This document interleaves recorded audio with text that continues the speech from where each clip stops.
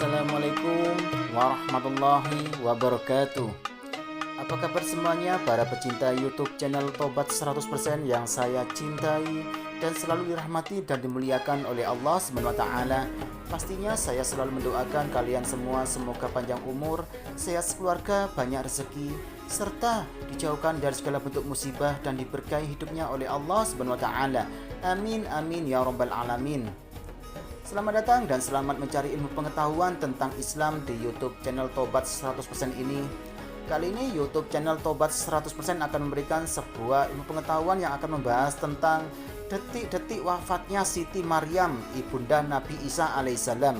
Namun sebelum saya membahasnya, alangkah baiknya buat kalian yang masih belum mendukung YouTube channel Tobat 100% ini, segera dukung dengan cara tekan tombol like dan subscribe seperti berikut ini, agar kalian tidak tertinggal informasi mengenai ilmu pengetahuan tentang Islam serta amalan zikir wirid sesuai dengan ajaran Rasulullah SAW.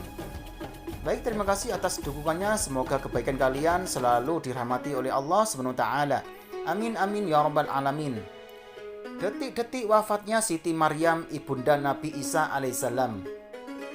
Ketahuilah bahwa semua manusia kelak pasti akan mengalami mati, akan mengalami kehidupan di alam barzah. Begitu pula dengan Maryam, ibu dari Nabi Isa alaihissalam. Di alam kubur, Maryam mendapatkan tempat yang nyaman. Kisahnya, Nabi Isa alaihissalam ini pernah merasakan kehilangan yang sangat luar biasa.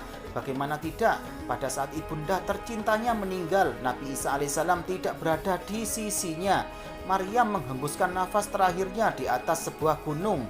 Pada saat itu Nabi Isa alaihissalam merasakan kehampaan yang luar biasa. Sosok ibu yang sangat beliau sayangi dan selalu menjadi teman curhatnya telah meninggalkan dirinya untuk selama-lamanya. Begitu sedihnya Nabi Isa alaihissalam hingga saat dirinya turun gunung untuk meminta bantuan kaum Bani Israel untuk mengurus jenazah ibunya, tapi tak seorang pun dari mereka yang bersedia membantu. Nabi Isa alaihissalam pun kembali naik ke atas gunung di mana jenazah ibunya berada. Maryam dimandikan bidadari. Gelisah dan gelisah yang Nabi Isa alaihissalam rasakan. Namun tak lama setelah itu Allah SWT mengutus malaikat Jibril dan malaikat Mikail agar turun ke bumi dengan membawa serta bidadari untuk mengurus jenazah ibunda Nabi Isa alaihissalam. Setelah bertemu dengan para malaikat dan para bidadari, Nabi Isa alaihissalam pun segera meminta pertolongan untuk memakamkan jenazah ibunya. Saat itu malaikat Jibril berhadapan dengan Nabi Isa alaihissalam dan berkata, "Aku ini sebenarnya adalah malaikat Mikail dan sahabatku ini adalah malaikat Jibril. Aku sudah membawakan obat tubuh, kain kafan dari Tuhanmu, dan para bidadari cantik jelita sekarang sedang turun dari surga untuk memandikan dan mengkafani ibumu." Begitu mendengar penuturan malaikat Mikail tersebut, Nabi Isa alaihissalam pun sangat bahagia. Tak lama kemudian malaikat Jibril menggali kubur di atas gunung untuk makam ibunda Nabi Isa alaihissalam. Ketika para bidadari telah sampai di bumi, mereka langsung memandikan dan mengkafani jenazah Maryam. Setelah itu jenazah Maryam disolatkan kemudian dikuburkan.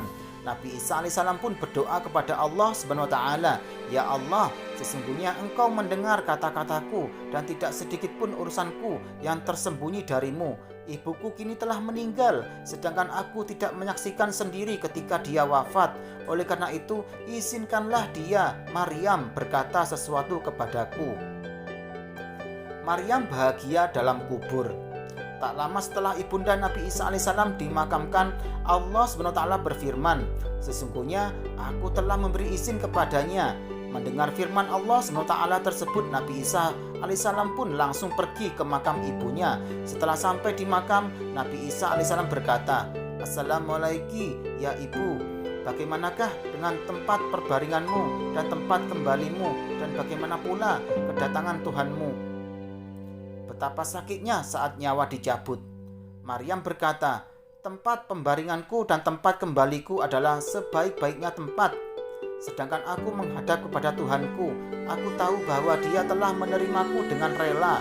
"Wahai ibu, bagaimana rasa sakitnya mati?" tanya Nabi Isa alaihissalam.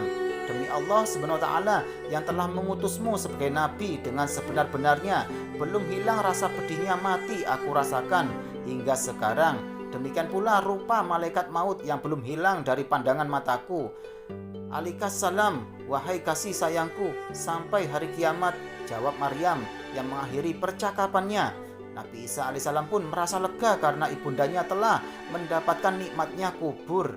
Nabi Isa pada detik-detik terakhir peninggalnya Maryam, beliau turun gunung untuk mencari kayu bakar dan makanan yang digunakan untuk berbuka puasa nantinya. Dalam riwayat lain dijelaskan bahwa Maryam meminta penundaan untuk mati sampai kembalinya Nabi Isa alaihissalam. Namun permintaan tersebut ditolak dengan tegas oleh malaikat maut. Ibunda Maryam meninggal pada saat sedang menunaikan sholat. Dikira Nabi Isa alaihissalam ibunya tengah menjalankan sholat, hingga Nabi Isa pun turut juga melaksanakan sholat hingga pagi menjelang. Setelah pagi, inilah Nabi Isa alaihissalam baru sadar bahwa ibunya telah berpulang ke rahmatullah. Subhanallah. Nah, demikianlah penjelasan dari YouTube channel Tobat 100% mengenai detik-detik wafatnya Siti Maryam ibunda Nabi Isa alaihissalam. Semoga bisa menambah ilmu pengetahuan buat kalian semuanya ya, dan semakin menambah keimanan pada Allah Subhanahu wa taala. Amin amin ya rabbal alamin.